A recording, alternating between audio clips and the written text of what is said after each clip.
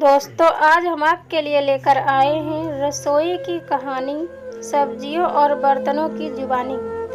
रोज की तरह रिमी रात के खाने के बाद रसोई समेटकर और वहां की बत्ती बंद करके अपने कमरे में चली गई। रात गहरी हो चुकी थी, पूरे घर में सन्नाटा पसरा था। इस सन्नाटे में अचानक धीरे धीरे कुछ खुसुर फुसुर की आवाजें आने लगी, जिसका केंद्र रसोई घर था। अरे ओ टमाटर भैया, तनिक उछल कर बत्ती तो जला दो, मुझे अंधेरे से डर लगता है, लौकी ने धीमी आवाज में कहा। चल हट, मैंने कल ही बत्ती जलाई थी, टमाटर ने अकड़ते हुए जवाब दिया। अरे लौकी बहन, तू तो इंसानों को ढेर सारी ताकत देने के लिए मशहूर है, फिर भी तुझे डर लग रहा है, गोभी ने हंसते हुए कहा। उसकी हंसी में आलू, प्याज, टमाटर, भिंडी, बैंगन भी शामिल हो गए। इस तरह अपना मजाक बनते हुए देखकर लौकी ने मुंह बिचकाते हुए कहा, हाँ हाँ, उड़ा लो सब मेरा मजाक। अभी जब अंधेरे का फायदा उठाकर कोई बदमाश चूहा आकर तुमको छेड़ेगा, तब मेरे पास रोने मत आना। उही माँ, मुझे तो चूहे से बहुत डर लगता है। बैंगन बाबू, तुम बत्ती के करीब हो, जरा हौले से बटन दबा दो ना, भिंडी ने इठलाकर कहा।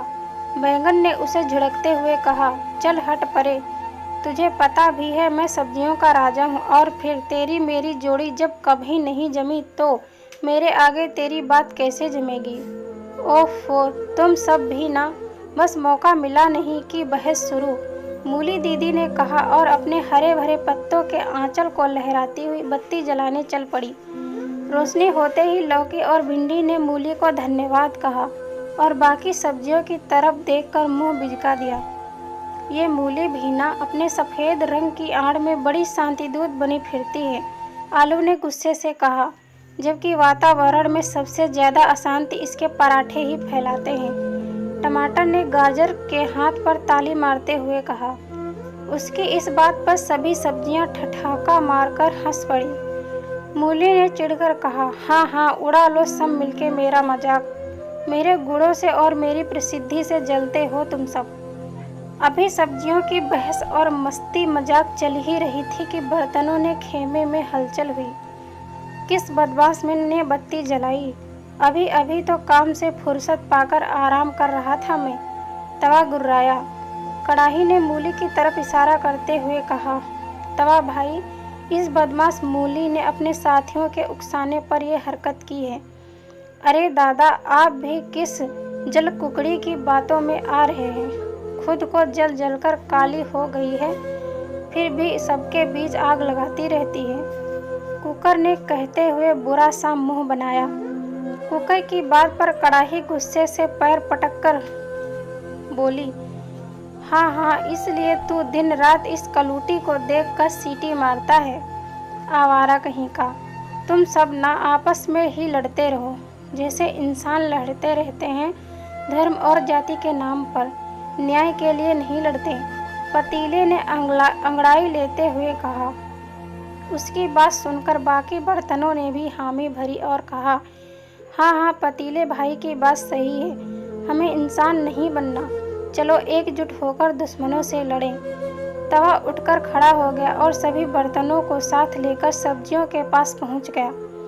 बर्तनों का कहना था वो सारा दिन काम करते हैं, इसलिए अब बत्ती बुझाकर आराम करना है उन्हें, और सब्जियों का कहना था उन्हें अंधेरे में चूहे सताते हैं, इसलिए बत्ती तो जलती ही रहेगी। बर्तनों की तरफ से जवाब देता हुआ पतीला बोला, याद रखो ओ सब्जियों, हमारी सहायता से ही तुम्हें वो रंग रूप और स्वाद मिलता है जिन पर तुम इतराती फिरती हो। अच्छा, अगर हम पकने के लिए मौजूद ही नहीं होंगे तो तुम्हारा इस्तेमाल करेगा कौन? बोलो बोलो, सब्जियों की तरफ से पालक ने कहा।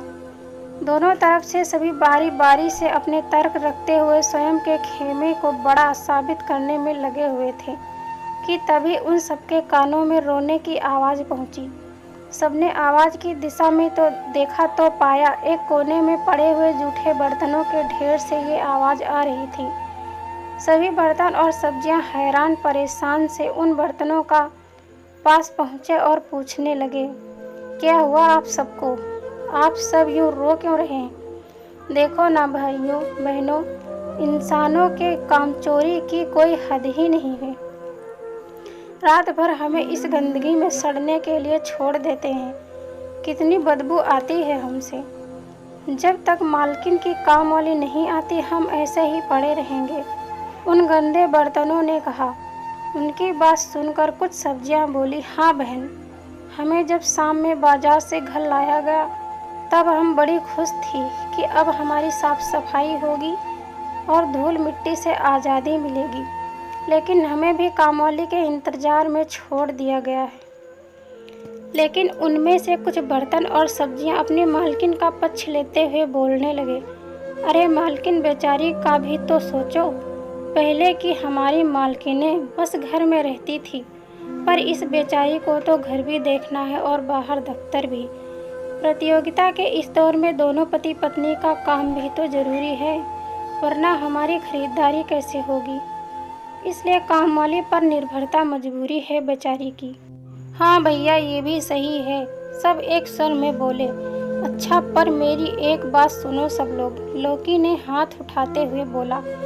पहले के मुकाबले कितने बढ़िया बढ़िया बर्तन हमारा साथ देने के लिए यहाँ मौजूद हैं, लेकिन क्या हम सबको वो पहले वाला स्वाद रह गया है?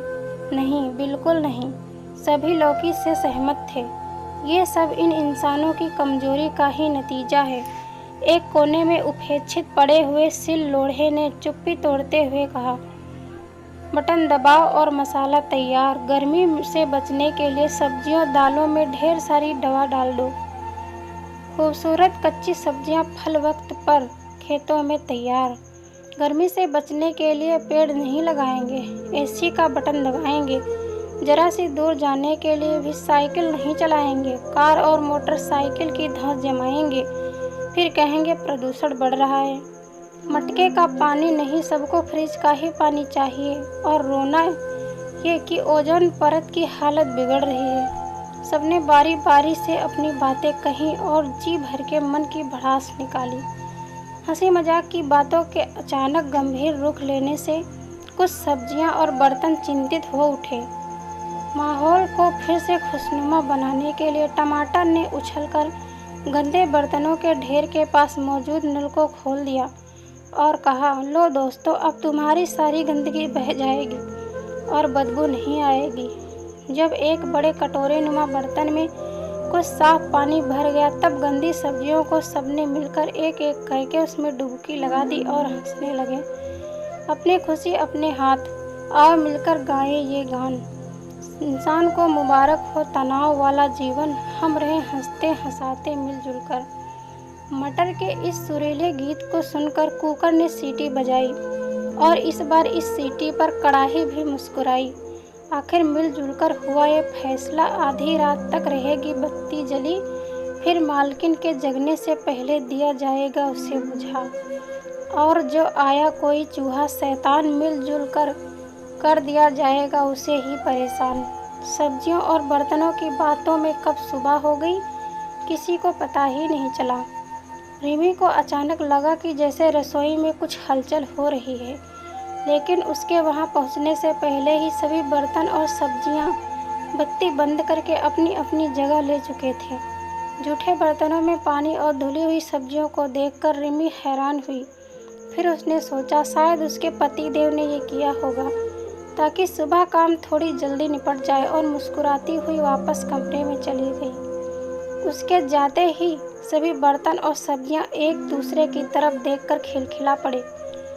तो दोस्तों, यह थी हमारी आज की कहानी।